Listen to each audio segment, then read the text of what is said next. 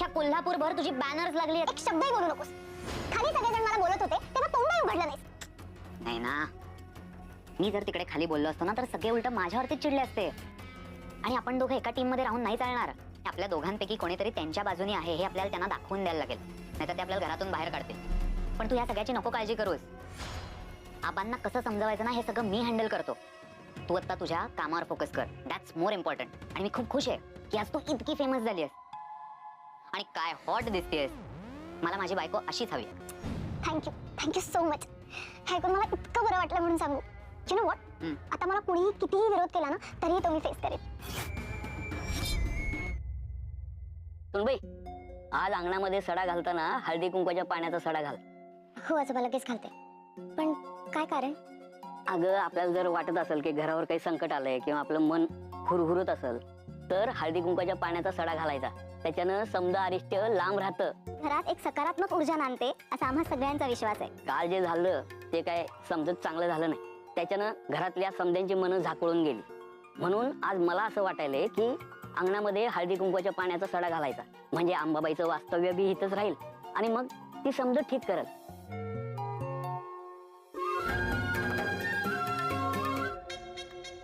सुनबाई, सांभाळून.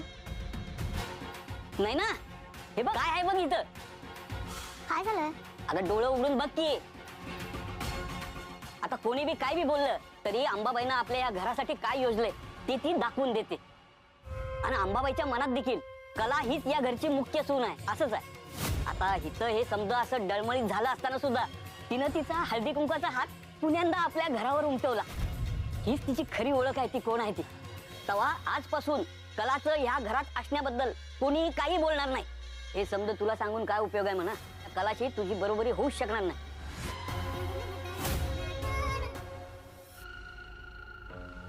ब्रो, एक मिनिट. ऑफिसला चाललायस? हो का? चल मी पण येतो तुझ्या बरोबर. पण मग तुझी का? अरे दोघे एकाच ठिकाणी चाललोय ना, मग तू ड्रॉप कर ना मला. ठीक आहे, मी ड्रॉप करतो तुला, पण मला पुढे एक मीटिंग आहे. चल.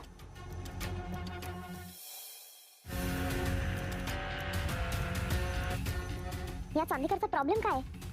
रोज कसा डबा विसरतो हा? राहुल, उठ त्या खुर्चीतून. मी म्हणलं उठ. ती खुर्ची अद्वैतची आहे. हे चल, मी बघेन काय करायचं ते. आधी उठ तिथनं आणि मग बोल माझ्याशी. ए, तू कोण आहेस मला हे सांगणारी? राहुल, मी तुला प्लीज.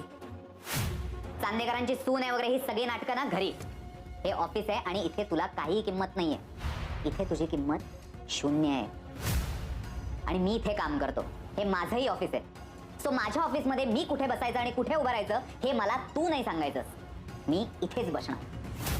त्यामुळे बऱ्या बोलाने मी घेतो. खूप झालं राहुल. मी इकडे कोणी नाहीये हे माहितीये मला.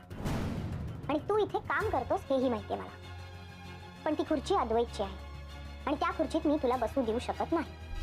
मी खूप सभ्यपणे सांगते तुला, त्यामुळे उठ. तू इथे काम करतोस ना, मग तुझी ही केबिन आहे. त्या केबिन मधल्या खुर्चीमध्ये जाऊन बस. पण इथे या खुर्चीत नाही. ए चला, मला नाही फरक पडत. खूप फरक पडतो. राहुल, कुठलीही जागा हिसकावून मिळत नाही. ती कमवावी लागते. आणि ही फक्त खुर्ची नाहीये, अद्वैतच्या मेहनतीचं स्थान आहे. त्यामुळे उठ. तू अद्वैत बद्दल इतकं बोलतेयस. काय संबंध आहे का तुझा अद्वैतशी? काय इतकं ओळखतेस तू त्याला? अर्थात संबंध आहे राहुल. जितका एका माणसाचा दुसऱ्या माणसाशी संबंध असतो तितका नक्कीच आहे. आणि मी स्वतः बघितलंय अद्वैत त्या खुर्चीसाठी किती कष्ट करतो. त्याच्या कामावर किती प्रेम आहे. तो किती मेहनत घेतो हे मला माहिती आहे. त्यामुळे मी तुला त्या जागेवर बसू देऊ शकत नाही. मी तुला शेवटचं सांगते, त्या खुर्चीतून उठ.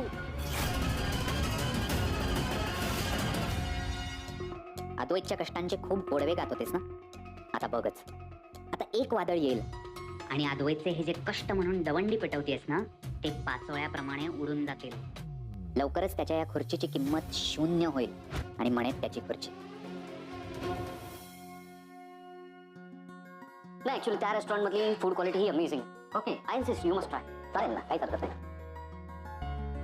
तू तू इकडे काय करतेस? अच्छा, असं आहे का? आज इकडे डिझाईन्स फायनल होणार आहेत ना, म्हणून आली आहे मांजर सानिकाकडून माहिती काढायला. तिला काय वाटलं मला काही कळत नाही का? तिने दिलेल्या डिझाईन्स मधली मी कोणती सिलेक्ट केली आहे हे बघायचं असणार हिला. सगळं समजतं मला खरे. Good morning Mrs Chandekar. तुम्हाला पुन्हा भेटून बरं वाटलं. Thank you sir. Good morning. तू डबा विसरला होतास म्हणून डबा घेऊन आले मी. हा हो, नाही पण डबा राहिला असता घरी तरी काही हरकत नव्हती. उगाच घेऊन आलीस. मी इथून काहीतरी ऑर्डर दिलं असतं ना. असं कसं? अरे म्हणूनच घेऊन आले. घरी एवढं सकस अन्न बनत असताना तू बाहेर मागवून का खाशील? Mister Advait, you are very lucky person. कलासारखी तुला बायको मिळाली. ती जेवणाचा डबा रोज देते ही एक पर्वणीच आहे. मी त्या दिवशी तुमच्या घरी डिनरला आलो होतो ना, आजही ती चव माझ्या मनावर आणि जिभेवर रेंगाळते. सर तुम्हीही येणार आहे माहिती होतं म्हणून 2 माणसांचा डबा आणला. त्यामुळे लंच मध्ये तुम्ही पण अद्वैत बरोबर जेवा. हो दॅट्स ग्रेट. इकडे पण अति आगाऊपणा. आणि हिला मिस्टर स्वामीनाथन इकडे येणार आहे ते माहिती होतं. म्हणजे इकडे यायचा उद्देश फक्त डबा नव्हता. येस, म्हणजे मला जे वाटतं तेच बरोबर आहे. खरं सांगू अद्वैत, आमच्या कर्नाटकामध्ये असं म्हणतात, देखण्या भारद्वाज पक्षाची जोडी जर का एकत्र दिसली तर तो शुभ संकेत मानला जातो. म्हणजे काहीतरी चांगलं होतं. मला तुमच्या दोघांकडे बघितलं ना तरी असंच काहीतरी वाटतं. जेव्हा तुम्ही दोघं एकत्र येता ना तेव्हा सुद्धा असंच काहीतरी चांगलं घडतं. अरे परवाच पहा ना, तुम्ही फोटोशूट एकत्र केलं त्यामुळे तो प्रोजेक्ट अप्रतिम हिट झाला. आणि तुम्ही दोघं एकत्र आलात की ते काम पूर्ण होईल याची मला स्वतःला खात्री पटते. पण एक आहे मात्र, यामुळे आपली जबाबदारी वाढली. काय बरोबर ना? अगदी बरोबर आहे सर. सर जेवून जा नक्की. हो नक्की. ही अति आगाऊ हल्ली अति अति अति आगाऊ होत चालली आहे. तिच्या येण्यामुळे काम चांगलं होणार आहे. काय संबंध यायचा? बरं अद्वैत, तू तुझं काम करून घे. मी तोपर्यंत डॉक्युमेंट चेक करतो.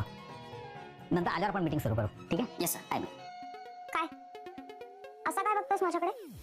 मला नेहमी म्हणत असतेस मी मी मी मी मी करतो म्हणून, आणि तू मी न करता स्वतःची टिमकी वाजवतेस. त्याचं काय? मी नाही अशी टिमकी वगैरे वाजवत स्वतःची. तुला मी माझा आदर्श वगैरे मानायला लागले असं वाटतं का काय तुला? Not a bad idea. मानू शकतेस तू. ऍक्च्युली माझा आदर्श डोळ्यासमोर ठेवू शकतेस. जरा तरी परफेक्शन येईल तुझ्या. आदर्श म्हणे. आदर्शाचं माहित नाही पण हल्ली विनोदी वागायला लागलास तू. मी अगदी परफेक्टच आहे. आणि परफेक्ट माणसं खूप पर्टिक्युलर असतात, काटेकोर असतात.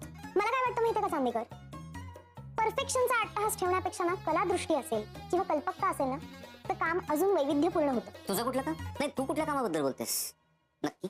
मी हेच स्वयंपाक. आता हेच बघ ना, रोज घरी त्याच भाज्या त्याच सामानापासून किती वैविध्यपूर्ण पदार्थ बनवते मी नवनवीन. स्वयंपाकाबद्दल बोलत होते. आज कोबीच्या वड्या केल्यात, खाऊन घ्या. हो, मी मिस्टर स्वामीनाथन समोर होते म्हणून मी काही बोललो नाही. पण माझा डबा ऑल द वे इथे ऑफिसपर्यंत घेऊन यायची काहीही गरज नाही. तुझा माझ्या आयुष्यात असण्या नसण्याने काही फरक पडत नाही मला. मी सगळं मॅनेज करू शकतो आणि जे काय करतो ते स्वतःच्या हिमतीवर करतो, विसरू नकोस. छे छे छे छे, हे असले गैरसमज मी नाही करून घेत. त्या उलट तुझेच स्वतःबद्दलचे काही गैरसमज वाढलेत असं वाटतंय मला. अरे जा, स्वामी सर वाट बघतात तुझी केबिन मध्ये. आपलं आपण नंतर बोलू ना. बोलू ना, नंतरच बोलू.